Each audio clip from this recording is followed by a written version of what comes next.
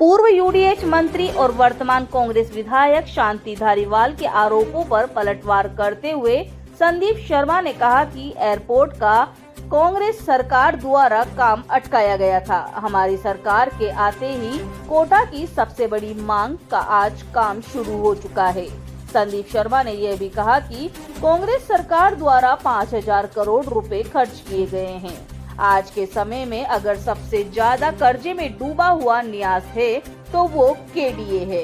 आइए जानते हैं संदीप शर्मा का आगे क्या कहना है। हो गई थी जब एयरपोर्ट के मामले को उन्होंने अटका दिया था, और जैसे ही हम आए एयरपोर्ट जो कोटा की बरसों पुरानी मांग थी वो आज पूरी होकर कार्य निर्माण के प्रारंभ होने की स्थिति में आ गई।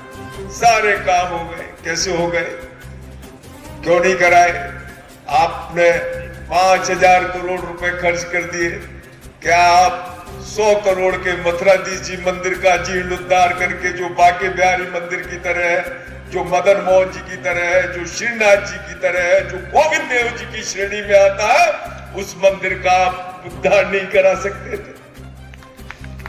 100 करोड़ रुपए लगते सिर्फ। आप सशक्त मंत्री थे, हम तो विधायक हैं, और हम लड़ रहे हैं, संघर्ष कर रहे हैं। माननीय बिरला जी की बात करते। बिरला जी ने तो आते ही एयरपोर्ट भी प्रारंभ करवा दिया। बिरला जी ने आपका जो रिवर फ्रंट था, जिसमें आपने हजारों करोड़ रुपए इन कोटा वासियों के लगा दिए। यहाँ के नालों में हमारे प्लॉट कट गए, कोने कुचारों में प्लॉट कट गए। केडीए के हालात ये हो गए कि केडीए आज सबसे कंगाल कोई न्यास है पूरे राजस्थान में, तो वो कोटा का केडीए है। 1,000 करोड़ से भी नीचे की देनदारियां आपकी अब ये केडीए चुका रहा। तो ये काम, इसको आते ही हमने कैसे कैसे एडजस्टमेंट करके सारी चीजें प्रारंभ करवाई। आपके रिवर फ्रंट, जिसमें कहीं फ्रंट ही फ्रंट नजर आता है, कहीं हरियाली नजर आती नहीं है, वहां लोग जाए कैसे? आपने फ्री कर दिया, तब भी लोग नहीं गए। फिर आपने इसके 200 रुपए रख दिए। फ्री करने के बाद फिर लोग बाग कैसे जाते? पर इस बार जब कोटा महोत्सव मनाया और 75,000, 1 लाख से भी अधिक लोग उस आपके रिवर फ्रंट को देखने गए, तो मेरा मानना यह है कि हम कभी आलोचना नहीं करते, हम किसी की अच्छी बात है। ऑक्सीजन आपने बनाया, आपने रिवर फ्रंट भी बनाया, आपने एक काम और किया है, कोई सिग्नल फ्री रोड दे दिया, जिसको लेकर आज भी कोटावासी परेशान होते हैं। 1 किलोमीटर एरोड्राम से अगर आपको विज्ञान नगर जाना हो तो 1 किलोमीटर यूं घूम के फिर आ जाएंगे, और पूरा टेक्निकली चौराहे गलत हो गए।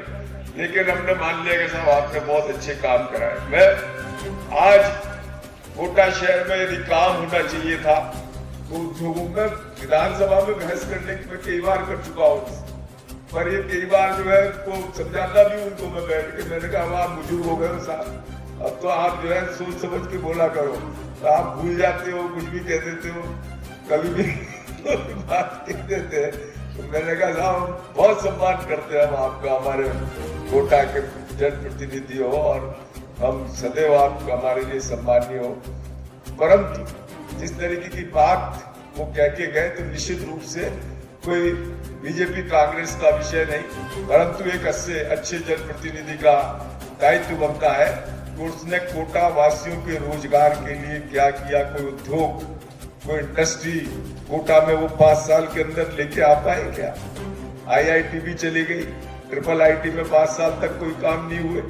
इसकी जवाबदेही भी तो एक जनप्रतिनिधि की बनती है कि सिर्फ यूडीएच के काम करके हम यतिश्री पाले, और यूडीएच के काम कोई अपनी जेब से थोड़ी कराता है व्यक्ति। केडीए से पैसे लिए और केडीए प्लॉट बेचे। जो प्लॉट आपने हमारे कोटा वासियों को जिसका लाभ मिलना चाहिए था 8,000 रुपए फीट में, उसमें आपने जो है 4-4 हजार रुपए फीट में प्लॉट बेच दिए। और वो जो अब उसको बेचते तो 8,000 रुपए फीट में प्लॉट बिकते तो कोटावासियों का भला होता।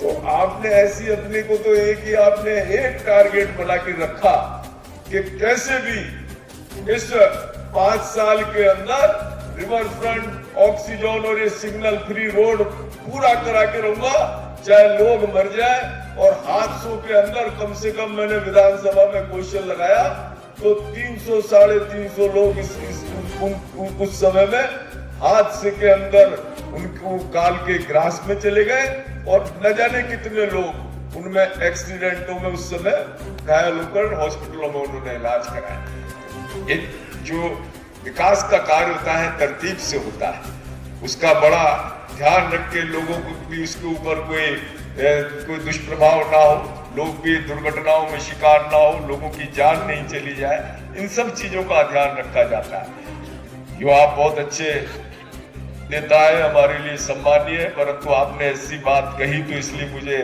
आपके उत्तर में, हालांकि ये विधानसभा के प्रश्न थे परंतु आपने यहाँ विधानसभा लगा दी तो यहाँ भी आपका प्रश्न देने का मन कर गया।